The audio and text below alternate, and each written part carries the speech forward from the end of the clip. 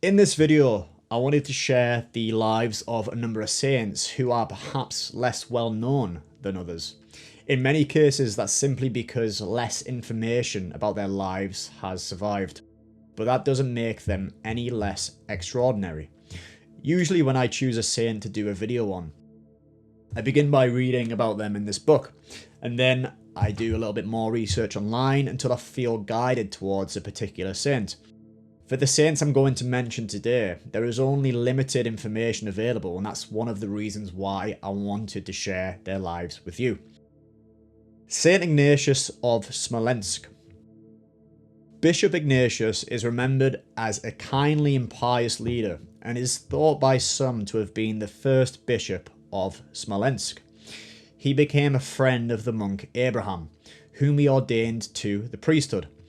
Bishop Ignatius is credited with the founding of a number of monasteries, including a monastery in honour of the placing of the robe of the Mother of God and the ancient Abraham Monastery. When the monk Abraham came under charges by his enemies of heresy, immorality and pride, Bishop Ignatius initially suspended Saint Abraham, but after a new investigation he cleared his name. Later, Bishop Ignatius resigned his see to spend his remaining years at the Abraham Monastery. When Saint Ignatius died on January 29th, 1210, a miracle occurred. A great light came down from heaven upon him, wherein fear befell all. His relics rest in the Cathedral Church of Smolensk.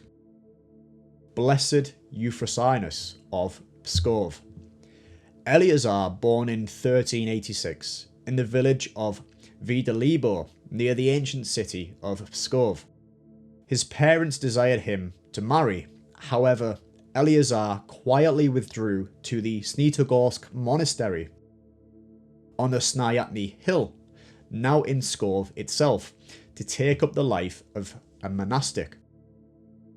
There Eleazar accepted tonsure as a monk with the name Euphrosynus. As his prior life at the monastery matured, Euphrosynus looked to devote himself more intensely to prayer. About the year 1425, he felt the need to find an isolated place where he might devote himself more to prayer. Receiving the abbot's blessing, Euphrosynus moved to a solitary cell at the river Tova, not far from Pskov. Being sensitive, however, to the salvation of his neighbours, he abandoned his isolation and began to receive everyone who was in need of an experienced elder and guide. Saint Euphrosynus blessed all those who came to him to live according to a ascete rule that he compiled. His rule presents advice in a generalised manner for monks proceeding on a path to monasticism, that is, how it befits monks to dwell. In time, the brethren of his community requested of Euphrosynus a church. So in 1447, the sainted abbot built a wooden church dedicated to the three holy hierarchs, Basil the Great, Gregory the Theologian, and John Chrysostom, who appeared to him, and also to Saint Onufrius the Great, a desert ascetic of Egypt. When the monastery found a need for a formal leader, the brethren turned to Euphrosynus, but out of humility and his love for the solitary life, the saint did not wish to. Instead, he nominated his disciple, Ignatius, in his stead. Then he went to live in the forest near a lake. Euphrosynus died at the age of 95 on May 15th, 1481. Saint Euphrosynus was the originator of Pskov wilderness life. He taught many famed disciples who also established monasteries and planted the seeds of monasticism throughout the Pskov area. Saint Theophilus the Confessor of Bulgaria. Saint Theophilus came from the area surrounding Tiberiada.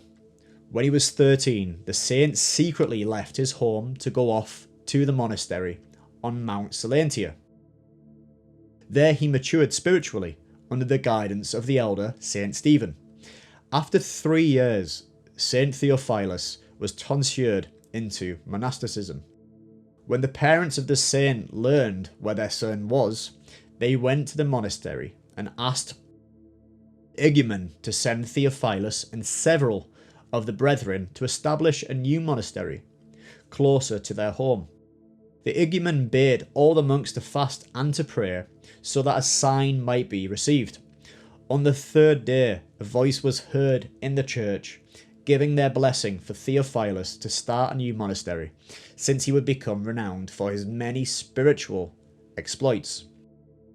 During the period of the iconoclast controversy, culminating in the reign of the iconoclast emperor Leo, in 717 to 741, Saint Theophilus openly revolted against the iconoclast folly.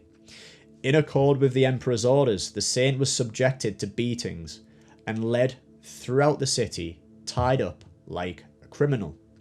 The emperor then gave Theophilus over into the charge of the official Hypatius, who tried to repeatedly compel the confessor to renounce holy icons. Theophilus remained steadfast. Instead, he succeeded in converting Hypatius.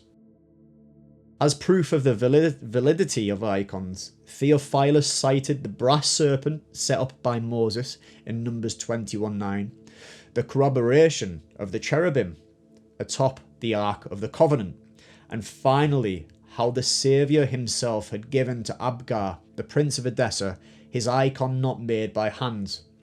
Persuaded by this evidence, Hypatius gained the emperor's permission to set the saint free. The confessor returned to his monastery. He lived only a short time after. In the year 716, Saint Theophilus fell asleep peacefully in the Lord. And last we have Saint Romulus the Martyr, and many others. The martyr Romulus lived during the reign of the Emperor Trajan, and was a confidant of the emperor by virtue of his office of military commander. At the time, Trajan was waging war in the east to put down the uprisings against the Romans by the Iberians, Sarmatians and Arabs.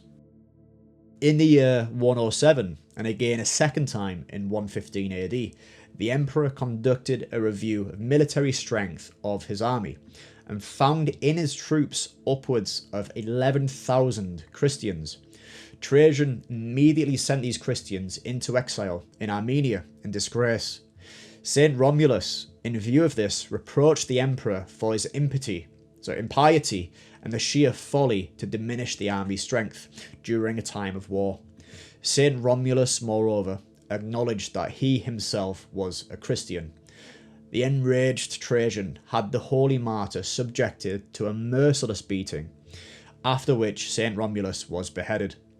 The Christian soldiers sent into exile in Armenia were killed by various forms of execution.